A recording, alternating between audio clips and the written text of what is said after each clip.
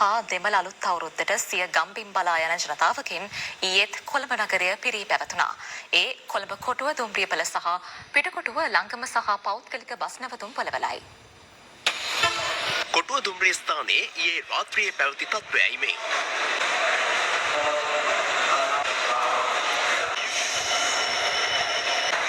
ඇතැම් පිරිස් අලුත් අවුරුද්දට සිය ගම්බිම් බලා යාමටත් ඇතැමුන් විනෝද චාරිකා යාම සඳහා කොටුව දුම්රිය පොළ වෙත පැමිණ තිබුණා. සිරිපාද යන්න. කෝච්චි තියනවද? තියෙනවා. බදුළු බණ්ඩාර වෙල යන්න. මොකෝ සෙනග නේද? ඔව් සෙනග. බදුළු යන්න නංගි. සෙනග නේද හරියට? ඔව්.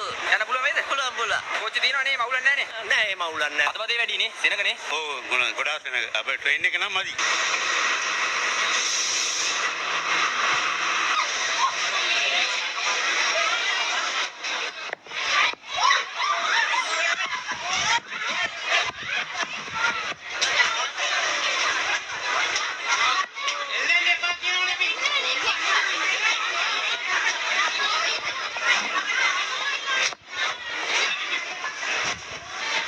සෙකන්ඩ් ක්ලාස් එකත් මේ උඩ ඉදවත් නැහැ උස්ම ගන්නවත් බෑ. නැග ගන්න බැරි වුණා සෙනග වැඩින්න. මේ අතර පිටකොටුව මධ්‍යම බස් නැවතුම් පොළේද විශාල පිරිසක් රැඳී සිටියේ අලුත් අවුරුද්දට ගම්බිම් බලා යාමේ අරමුණින්. අලුත් අවුරුද්ද වෙනුවෙන් අතිරේක බස් රථ යොදවා තිබුණත් මගේ තදබදේ වැඩිවීමෙන් ඇතැම් මගීන්ට බොහෝ වේලාවක් පෝලිම් වල රැඳී සිටීමට සිදු වුණා.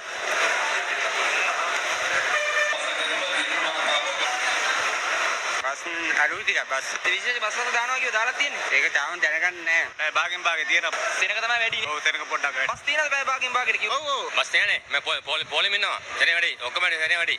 වැලිමඩ යන්න. බස් නැහැ නිසාම කොයි කීයේ ඉඳලාද මේ ඉන්නේ. අපි දැන් පැය 7ක් විතරේ දිනනවා. සෙනග ටිකක් වැඩි. මේ විශේෂ බස් රථේම දාලා තියෙනවද කියපු විදියට? ඔව් හොඳට දාලා තියෙනවා බස්.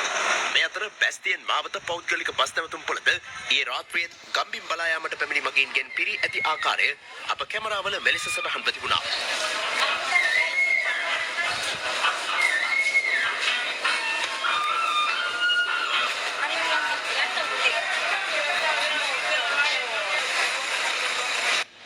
කොට්ටාව මාකුඹුර බහුවිධ ප්‍රවාහන මධ්‍යස්ථානයේ අද අලුයම් කාලයේ පැවති තත්ත්වයයි මේ.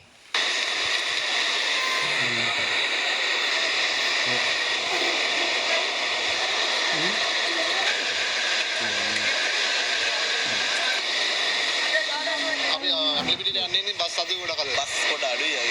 බස් නැහැ කියන්නේ. සීටි බි ගහනවනේ. හොඳයි අවුලක් නැහැ. බස් තියෙනවද? දැන් ආවේ බස් තියෙනවා. ඔව් බස් තියෙනවා.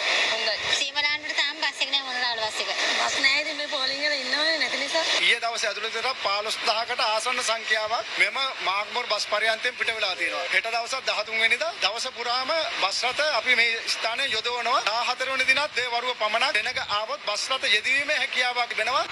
අලුත් අවුරුද්දට සූදානම් වීම සඳහා නිවසට අවශ්‍ය බඩු භාණ්ඩ ගැනීමට පැමිණි